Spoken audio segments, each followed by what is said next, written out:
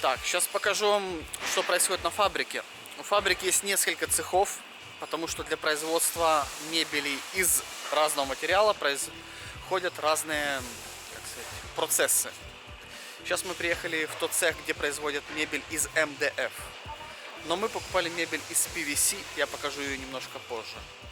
Вот тут тоже грузят контейнер, у нас все-таки конец китайского Нового года, поэтому заходим пока что внутрь, и я покажу, что там происходит, и какие есть станочки, как все это делается.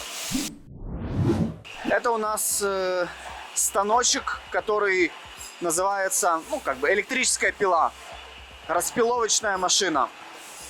Вот. Здесь устанавливается, что и как надо распилить, какой размер и так далее. Вот у нас тут шарики. Легко катается любая панель. Вот это МДФ панель. Можно увидеть, она такая зелененькая. Зелененькая — это специальная обработка экологическая от вредителей и так далее. Потому что, заказывая данный товар в те страны, где он требует сертификацию, это практически любые страны, надо, чтобы была эта обработка и был сертификат соответствующий. Потому что МДФ распространенный, в принципе, материал для производства мебели. Вот, и с этой фабрики можно его заказывать во все страны. Например, сейчас у них тут делается заказ в Норвегию, в Голландию и так далее. Тут распилили.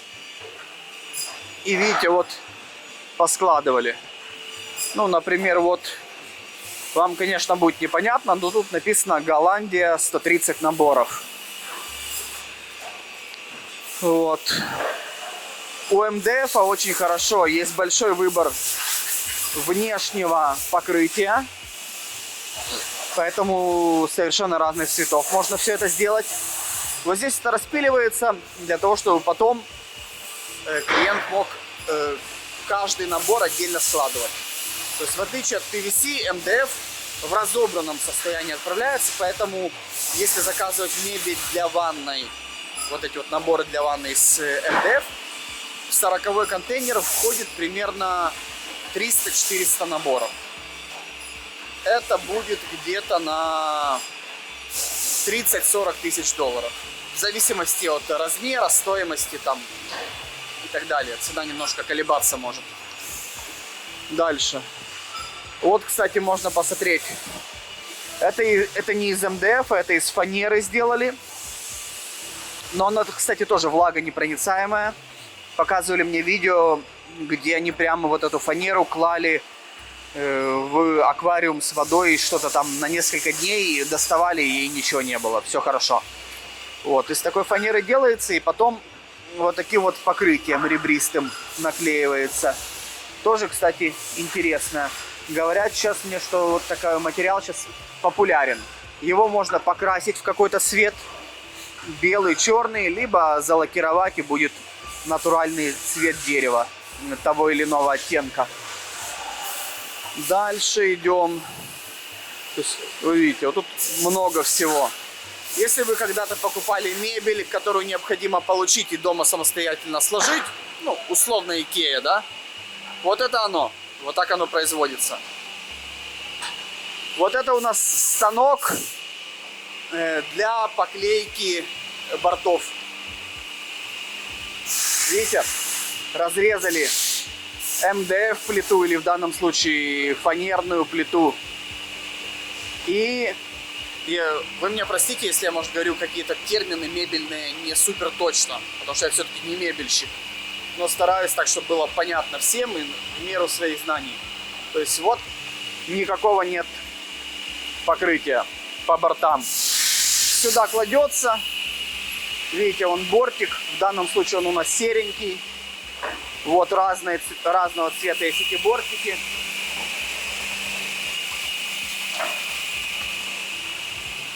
Вот он у нас черный есть бортик, белый и так далее. И каждая проходящая здесь досточка вот здесь вот проклеивается. После того, как она проклеилась, ее мужчина, помашем ручкой, мужчина забирает, и бортики у нас проклеены. Дальше идем. Дальше у нас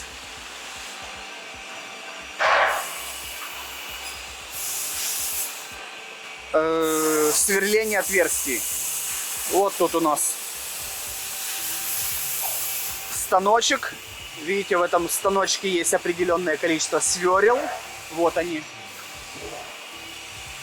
Вот. И тут у нас сверлятся отверстия. Отверстия должны получаться точно. Ну, я скажу, возможно, некое отличие на миллиметр есть, хотя тут что-то съехало, но в целом довольно точно. Вот они сверлятся, эти отверстия, для того, чтобы потом это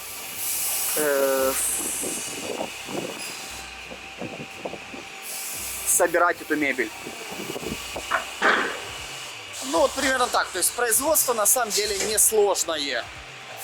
То есть несколько станков, некий дизайн, материалы собрали, разложили, скомпоновали в картонные ящички и отправили.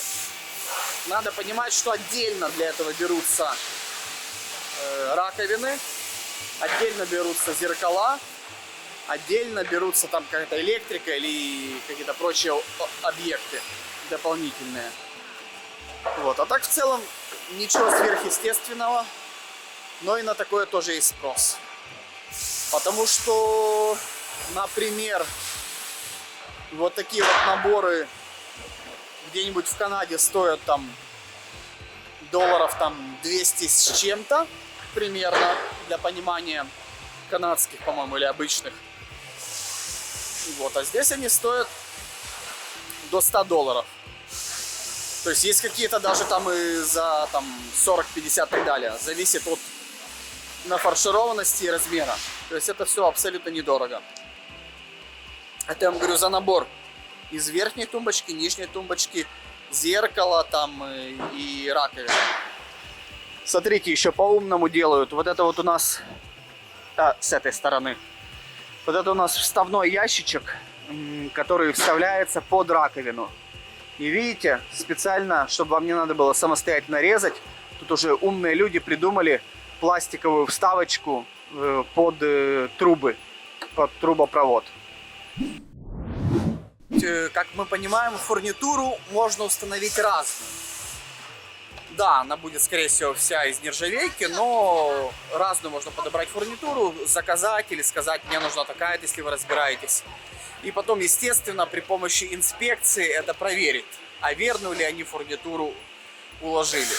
Именно поэтому у нас для этого клиента была проведена инспекция. Делается она перед тем, как платить второй платеж на фабрику.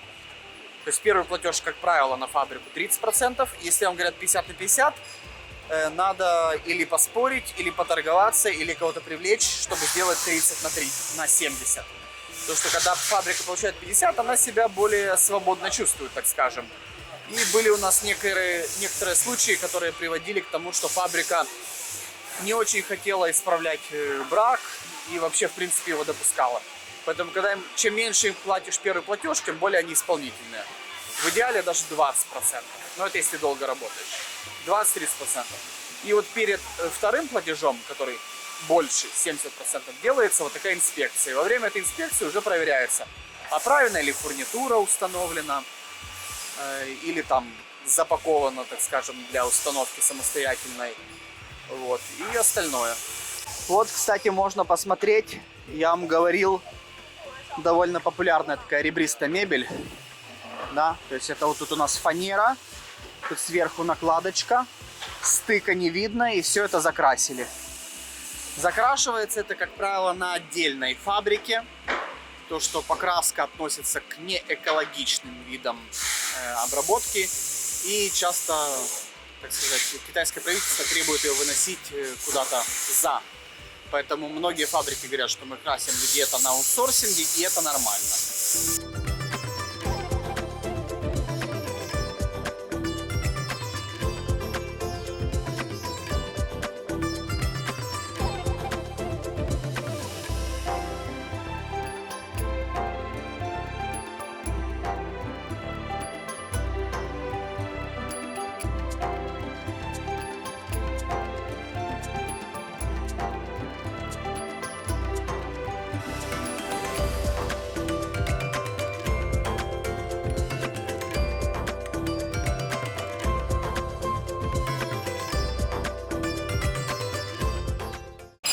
кстати, вот тут у них, ну, серьезно, тут написано Канада.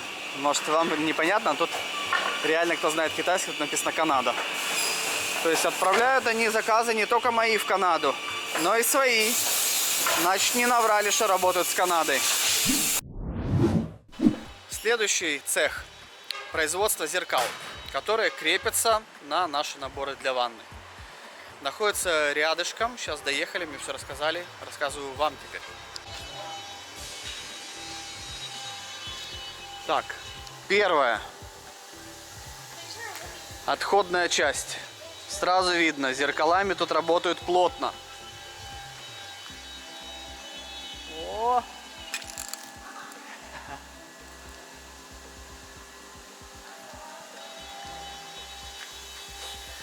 Так, как приходят зеркала? С фабрики, где непосредственно это там выдувается или как-то. Не бывало я, кстати, на такой еще фабрике. Мало есть фабрик в Китае, на которых не бывал, но это такая. Приходят вот такими большими этими и острыми, кстати. Реально тут можно порезаться. Вот такими вот большими партиями. Вот это одно большое зеркало. Сколько тут у нас? Раз, два, три, четыре, пять, шесть, семь, восемь, девять, 10.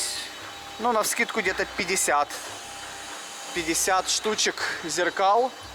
Сколько? Я думаю, 2 на 3 примерно, 2 на 3 метра. Это у нас машина для разрезки. В общем, тут стекло режется. Вот, например, надо сделать его меньше, вот такого размера, или формы другой. Задали форму и резали. Не стеклорезом, вот специальная машина.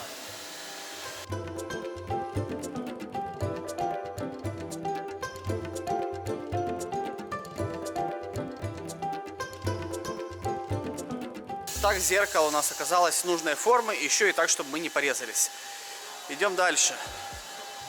Идем. Здесь не выключаю камеру, чтобы вам было интересней, что тут и как. Офис вот у них висит на веревках. Это все вот у нас какой-то ангарчик, простенький такой, да? Здесь у нас лазерная гравировка. Потому что зеркала любят иногда с какими-то листочками, узорчиками и так далее. Они же там как-то должны появляться. Опа! Вот.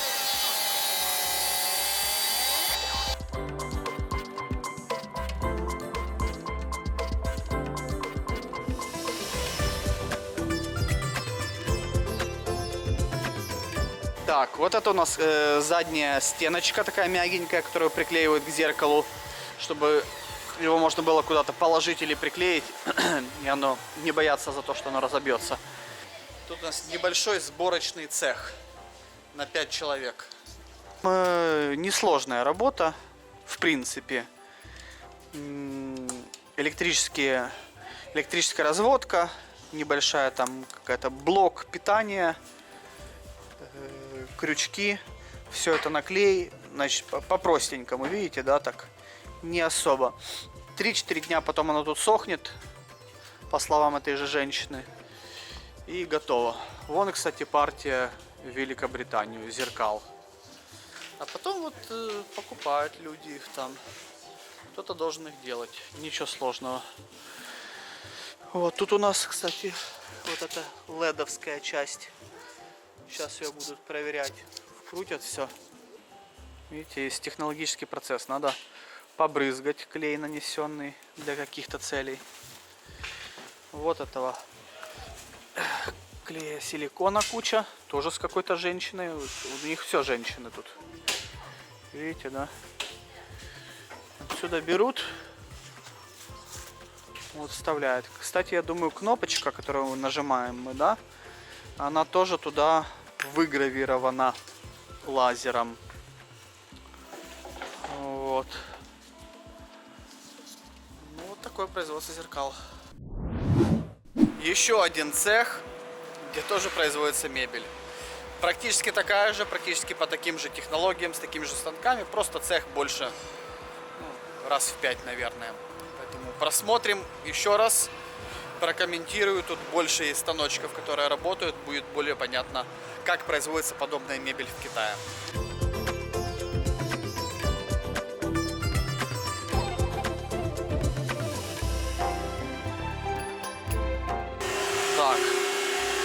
у нас вот нарезка.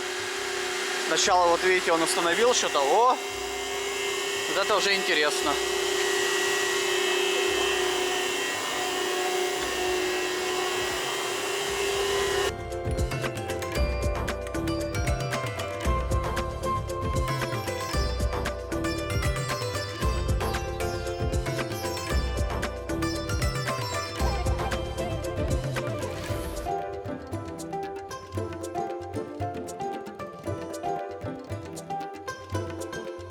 У нас какая-то простая пила, где по мелочи что-то надо отпилить. Ну и такое, может быть, надо. Опа, рулетка. Вон прожекты.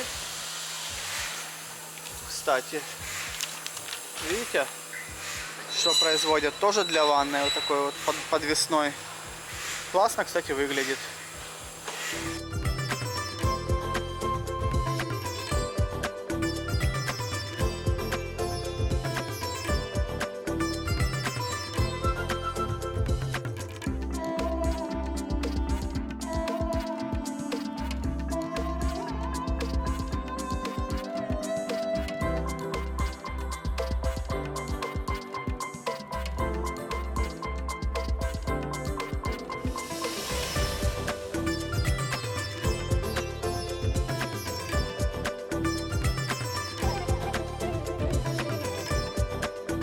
Так, ну тут у нас станки, которые клеют борты, да.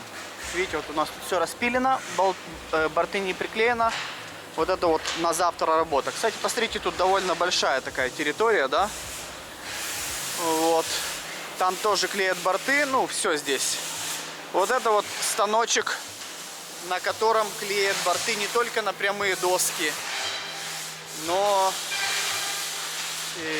и на доски, которые изогнутые. То есть более специализированное оборудование. И оно довольно большое. Я все иду вдоль него иду. То есть с помощью этого оборудования вот. Опа. Вот если надо наклеить борт вот сюда, вот с загибом, то это делает вот этот вот станочек. Эти клеят только на прямые. Итого, подводим итог. Если вы планируете закупку или производство мебели в Китае, то стартуйте не с фразы «дайте, пожалуйста, прайс и подешевле», а с экспресс-аудита ваших потребностей и вашего проекта. Мы сможем полностью опросить вас, понять ваши потребности, подобрать вам 2-3 подходящих варианта на выбор, если надо, можно и больше, просчитать всю себестоимость, расставить и рассказать вам, какие мы рекомендуем точки контроля для того, чтобы получить необходимый товар необходимого качества. И вместе с вами сможем пройти весь этот путь, чтобы вы в итоге получили качественный, надежный товар и были полностью всем довольны. С вами был Дмитрий Белоусов. Полезно, содержательно, с минимумом воды, но с какими-то, может быть, шутками, веселыми историями. Если вам это интересно, пишите в комментариях. Давайте, пока!